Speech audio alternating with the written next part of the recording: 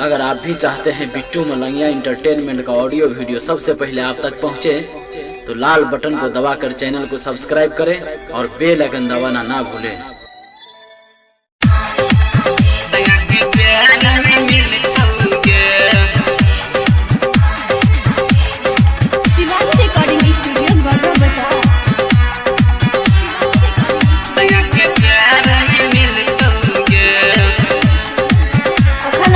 सुन रहा जी बिट्टू मलंगिया एंटरटेनमेंट के।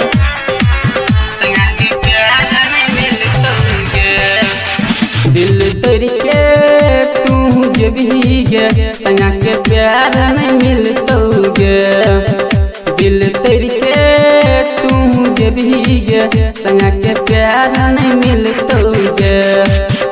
दिल तोड़ दलही दूर चल गली, दिल तोड़ दलही दूर चल गली, अब हम नहीं जीबोगे। दिल तोड़ के तू जब ही गे संगा के प्यार नहीं मिलतोगे। दिल तोड़ के तू जब ही गे संगा के प्यार नहीं मिलतोगे। अखन अपने सब सुन रहा जी बिट्टू मलंगिया एंटरटेनमेंट के।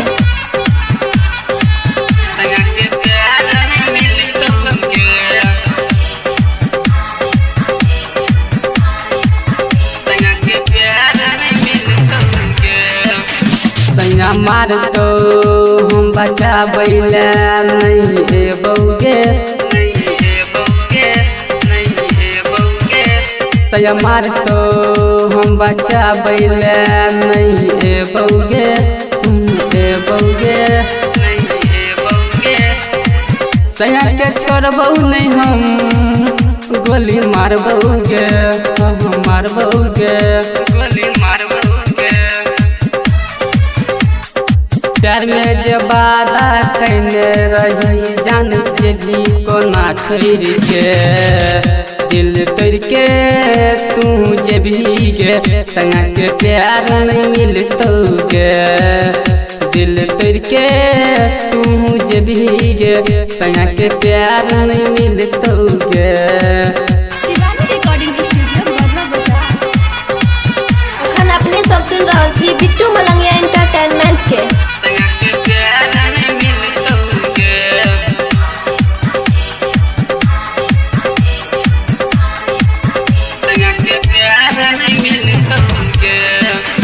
जब प्यार हम के लियो नहीं छोड़बोगे, नहीं छोड़बोगे, नहीं छोड़बोगे। जब प्यार हम के लियो नहीं छोड़बोगे, नहीं छोड़बोगे, नहीं छोड़बोगे। सचिन जीतो न जान मर जैतोगे, मर जैतोगे, मर जैतोगे, मर जैतोगे। जान से ज्यादा चाहिए कोना छोड़ के तू गेली गे। दिल तोड़ के तू जब ही गे संगा के प्यार नहीं मिलतोगे।